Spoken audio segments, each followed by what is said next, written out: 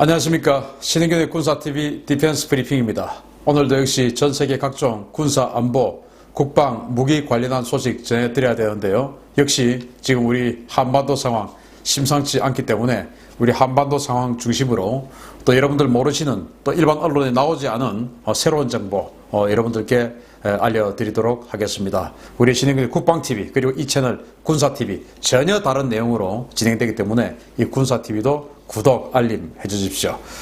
첫 번째 소식입니다. 우리 남해 해안에서 미군 움직임이 정말 유례를 찾아보기 힘든 수준으로 활발하게 움직이고 있습니다. 대형 전략 수송선들에 이어서 기지 간의 이동도 활발합니다. 지난 16일 부산 제8부두에 입항해서 블랙호크 헬기를 대량으로 하역했던 미 해군 대형 수송선 왓킨스가 나가자마자 8부두에 새로운 차량 수송선이 입항했습니다. 19일 오후에 입항한 이 배는 한국 제양해운 소속의 8,000톤급 로로선인 헤르메스2로 확인되는데요. 이 배는 19일 오전 진해 미군 부대를 떠나 19일 오후에 부산 미군 부대인 8부두로 들어왔습니다. 현재 부산 미군 부대 8부두에는 헤르메스2 외에도 16일 여수에서 출항해 오늘 오후 입항한 화물선 선영호, 또 한 명이 확인되지 않은 또 다른 화물선 등이 입항해 있습니다. 현재 남해 일대에는 미 해군의 탄약선과 화물선은 물론 또 유류 보급함은 등 미 해군이 용선 계약해 운용 중인 화물선과 유조선 등이 대량으로 식별되고 있는데요. 이 활발한 움직임이 무엇을 의미하는 것인지 계속해서 지켜봐야 하겠습니다.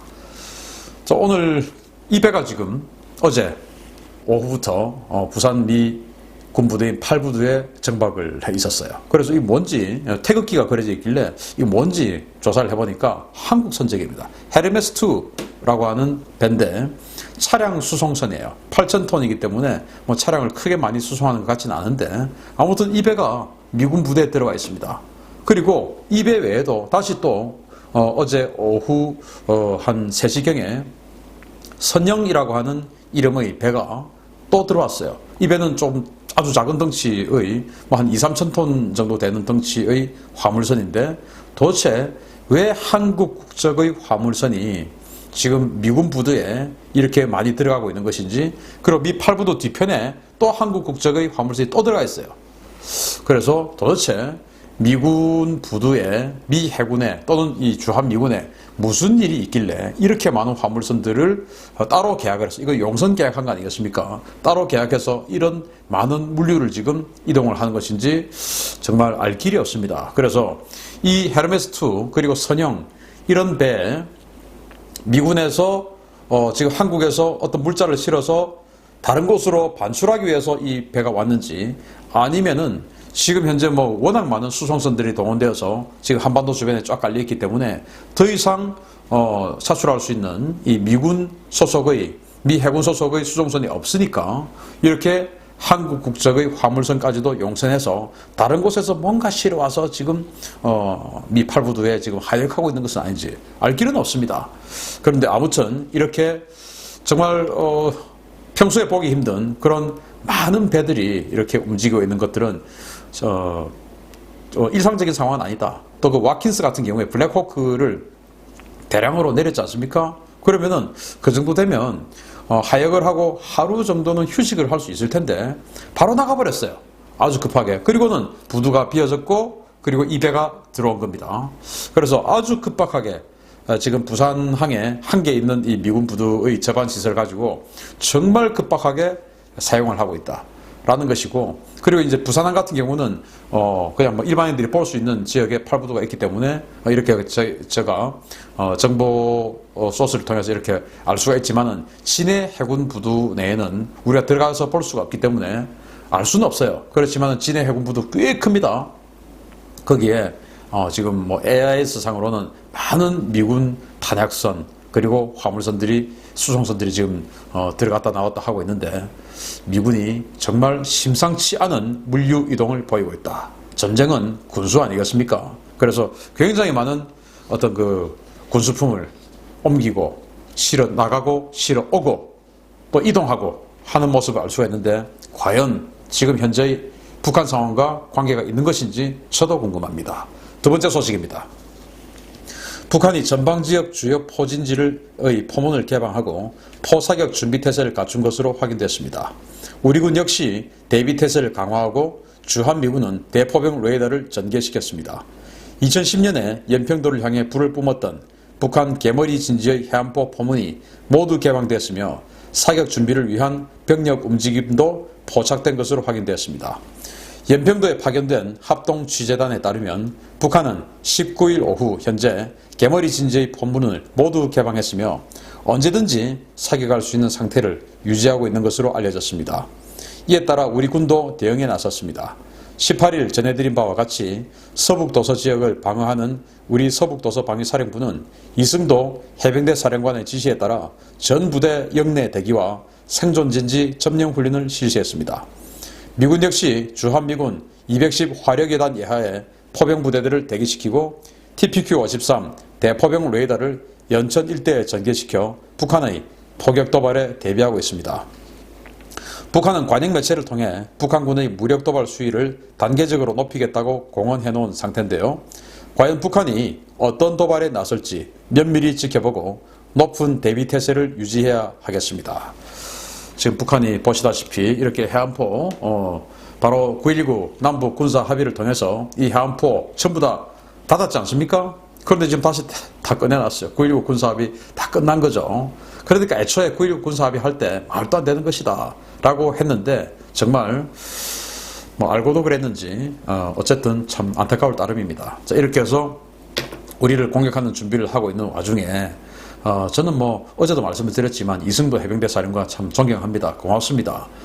마리논 헬기 소신 가지고 마리논 공격 헬기 해병 공격 헬기 마리논 그 수련 개조한 무장 헬기 이런 거 따위 하지 마시고 이렇게 정말 해병대는 언제 전투할지 모르는 부대 아닙니까? 그러니까 아파치나 바이퍼 같은 진짜 공격 헬기를 할 수 있도록 해병대에서 의견을 내주시기 바랍니다.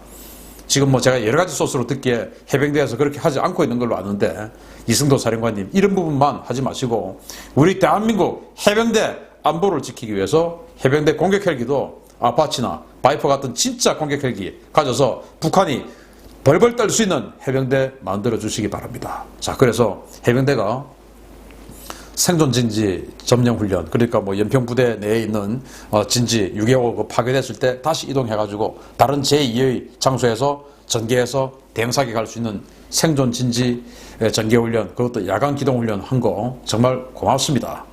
그렇게 계속 해주시기 바라고 헬기, 공격 헬기 꼭 소신 있는 결정 조언해 주시기 바랍니다. 그런데 미군이 지금 이제 한 개 화력여단을 가지고 있습니다.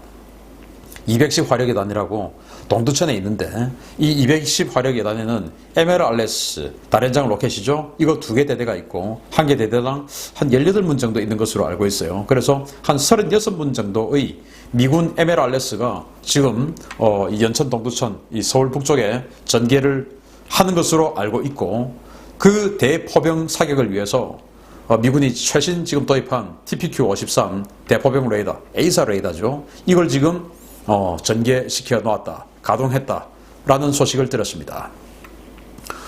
이 대포병 레이더는 적이 포탄을 쏘면 이 곡사각이기 때문에 입사각과 반사각, 즉 이제 정점을 딱 찍으면 이게 이제 입사각이 얼마인지, 그러면 떨어지는 곳은 어디다 하는 것을 알게 되고, 그럼 여기가 정점이니까 쏜 곳은 원점은 여길 것이야 하는 좌표를 딱 취득해서 여기로 바로 그냥 제압사격, 대응사격을 날려버리는 자산으로 쓰기 위한 것이 대포병 레이더입니다. 그 중에서 지금 미국이 개발한 가장 최신형 레이더가 TPQ-53 A사 레이더인데 그걸 지금 가동시켰어요.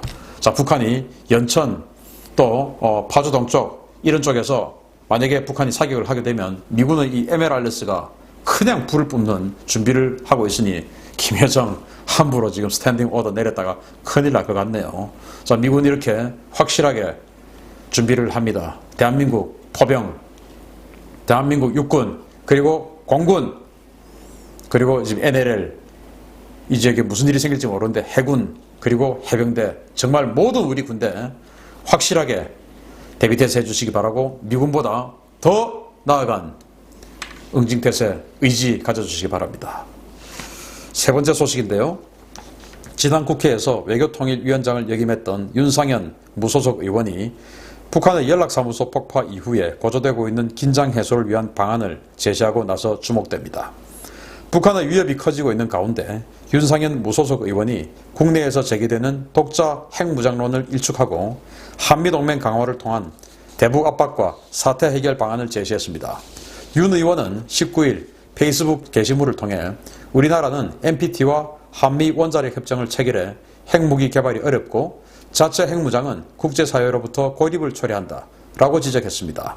그는 굴종적 평화를 동족애로 포장하며 전신 승리에 안주할 것인가, 자체 핵개발 카드와 전술핵 재배치 카드의 장단점을 비교 선택해서 후세에게 진짜 평화를 물려줄 것인가 라며 한미동맹 강화와 미군 전략자산 한반도 배치 등을 통해 현재의 난국을 타개할 것을 제안했습니다.